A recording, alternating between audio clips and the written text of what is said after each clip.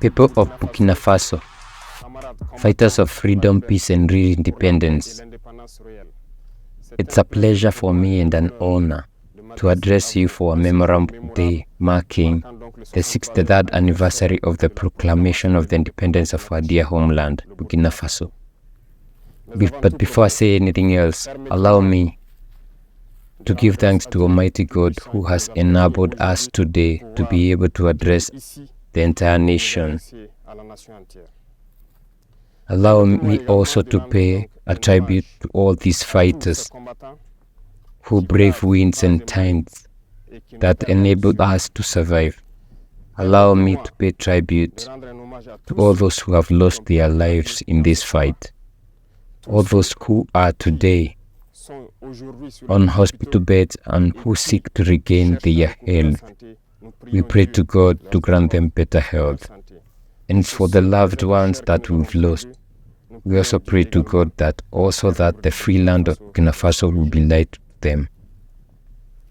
Comrades, allow me once again to pay tribute to all the sons and daughters of Burkina Faso who stays behind, who spare no effort to enable those on the front line of power to be able to fight, all those who contribute to the effort of war, all those who are committed and who pray day and night so that peace can return to Burkina Faso.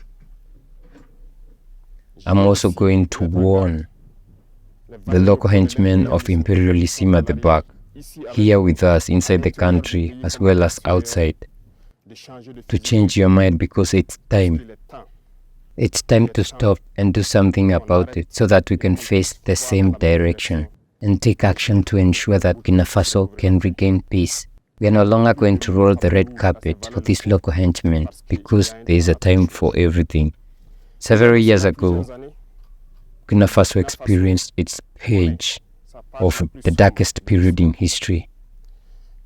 What is it all about? This terrorism which is imposed on us, which leaves us in mourning, and which prevents us from living, is only a violent manifestation of imperialism. These imperialists, in addition to plundering our states, in addition to robbing us, through the local henchmen they have put as the heads of our states, donor states that they consider as their sub-prefectures. Today has reached its climax by sending us a horde of criminals that kill men, women and children. We assume that this is the climax of imperialism and neocolonialism. The valiant people of Burkina Faso will accompany them in their decline. A year ago we took offense and we rebelled against the way this war was being fought. The people entrusted us with a mission. We have no doubts whatsoever about our people, their valor and their resilience. They are people who never give up, who won't give up in the face of adversity. We have made a conscious decision to take over the destiny of this homeland and wage war, because the war could last if we don't threaten it. The proof is in the dormant units which suddenly woke up when we decided to start the fight. In the recent days, you may have noticed the intensity of the battle, which confirms our hypothesis that there were several dormant units which were supposed to keep this war going for decades and decades. By engaging in this battle, we appeal to the sons and daughters of the nation. We have no doubts the people responded more than we expected, and even today more people are determined to join the battle. We thank these valiant people for having understood this message. In addition to this, we hoped that the people would finance their own war, which has been understood. Today, the people support the fighting forces as the best as they can. A lot has been done, but we are still going to ask for even more sacrifices. Thank you to these people who have understood that the only way to get there is to wage their own war. After becoming the head of state, we found an understaffed army, poorly equipped, poorly organized, and perhaps poorly trained. It was all for us in the first instance to quickly call the VDP who responded, and also to equip them, which was not an easy task. Thank God we managed to equip all those we were able to recruit within the army. Already for 2023, the army has recruited more than 11,000 men. 5,000 others are on the way to be recruited in the coming days. Regarding the reorganization, very quickly we realized that we needed organic units, which led to the creation of initially 6 rapid intervention battalions, and then 6 other rapid intervention battalions joined the different groups of forces. Today 7 intervention battalions are ready. Some have started their deployment and others will continue in the next 2 or 3 weeks. 5 other battalions are in formation and training to strengthen the ranks of this battalion rapid intervention. 2 airborne intervention battalions have been created and deployed in the Boromo area. The other will be deployed in the coming days in the Kudugu area. On the side of the security forces too, a lot of effort has been made in this direction. In the case of the police, for example, we have reorganized our forces to constitute them with groups of intervention units who stand alongside the armed forces to lead the fight. 12 GUMIs have been created in this sense, and others are in the process of being created. Within the gendarmerie, we have strengthened the workforce through recruitment of around 3,000 auxiliaries. The first phase has been completed, the other one is in training. Just as in the ranks of water and forest, we have specialized in a large part, form a unit which will be able to act in the forest, which is now ready. And this unit is in the process of being committed to as well. All the other security forces have been equipped with equipment the like of which they have never seen in their history. But this is just the beginning, because we will continue to equip them and increase the power on the side of the Air Force. At some point, it was necessary to review our aerial potential.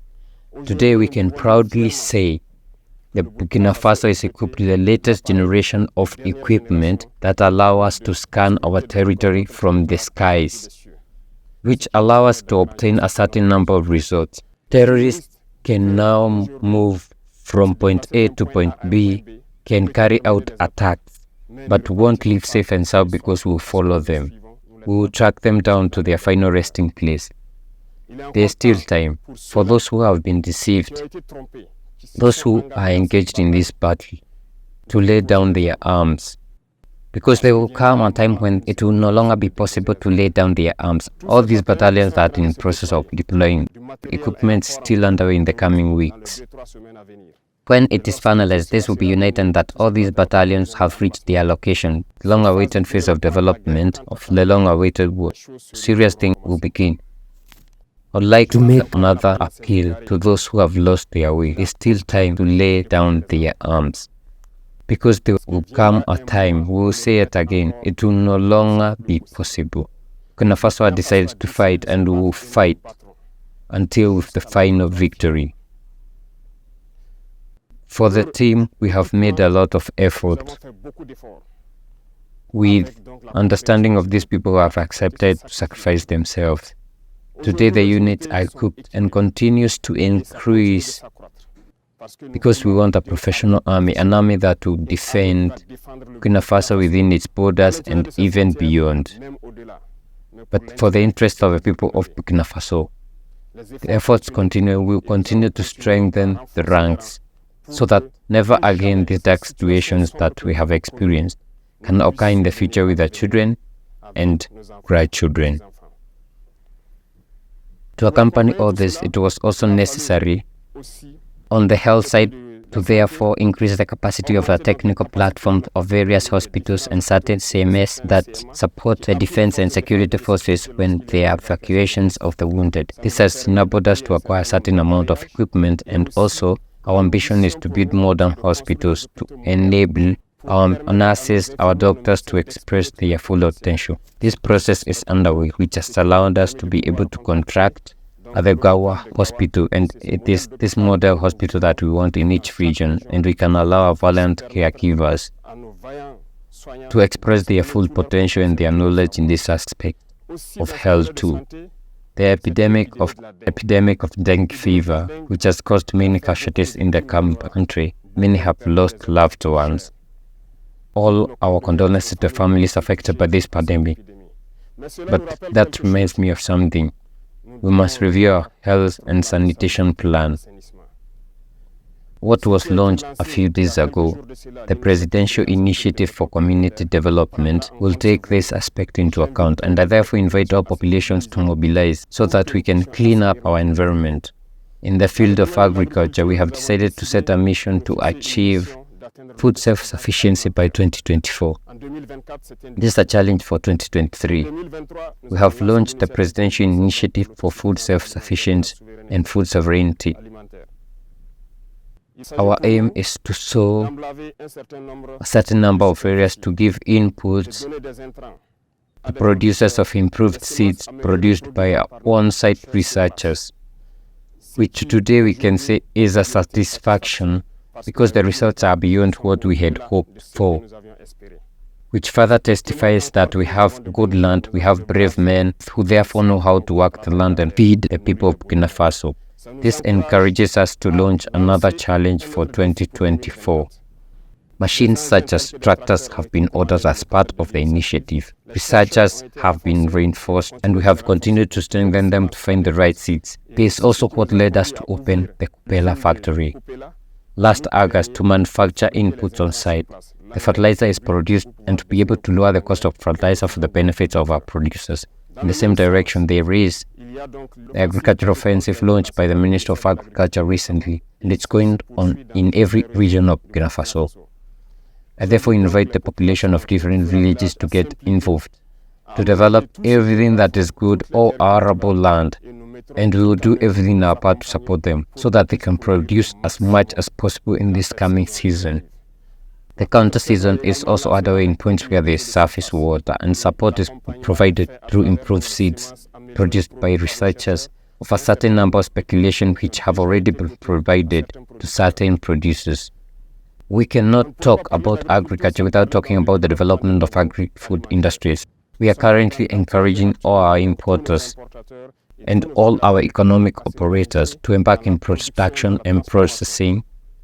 Many factories will merge so that a certain number of food products are produced in Burkina, processed in Burkina, and consumed in Burkina Faso. And why not export?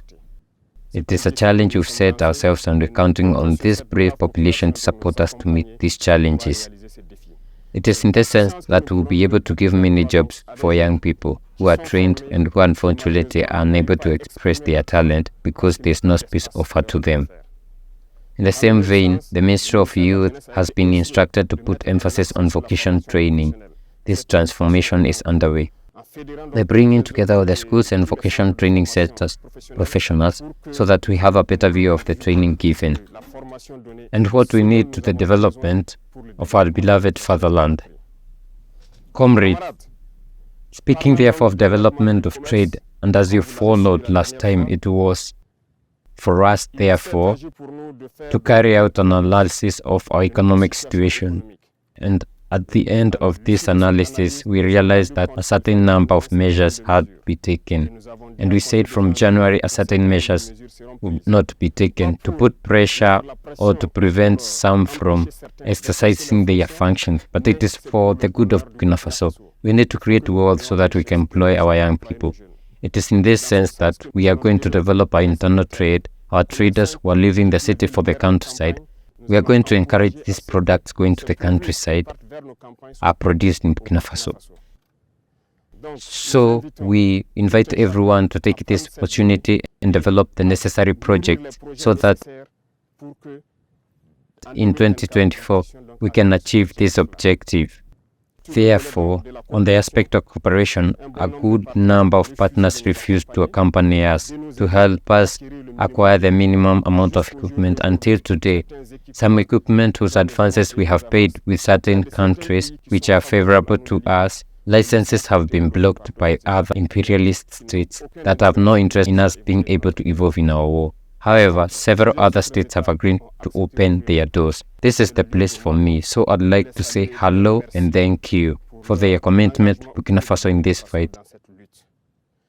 Here in Africa, We felt it necessary to come together, especially in the Sahel, because there's nothing we can do without unity, which therefore led to the creation of the Alliance of Sahel States, a defense alliance in principle, but will evolve into an economic alliance, and much, much more.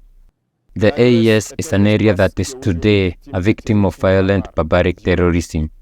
But today we have understood, and people have understood, that we must unite, and we invite all other Africans, all these people oppressed, to be able to unite to face adversity.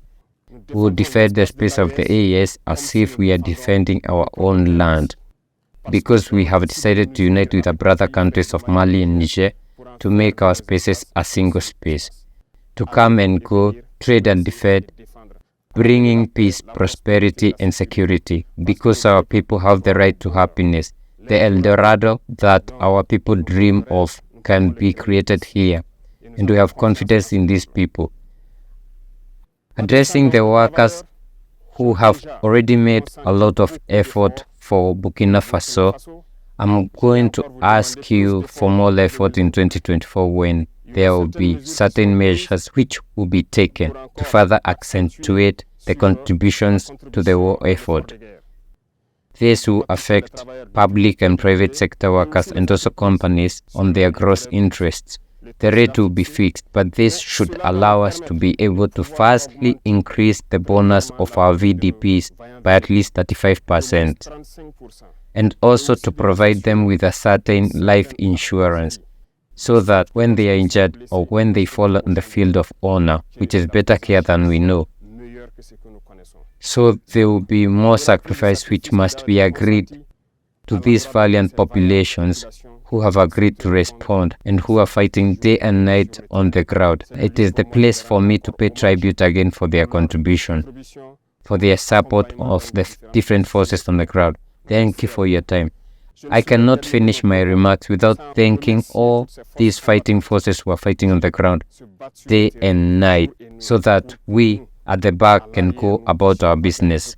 So thank you all those hardworking people, traders, farmers and livestock breeders who are also fighting and who have contributed so that we can wage this war and liberate our land. Long live Burkina Faso, fatherland or dead. We will win.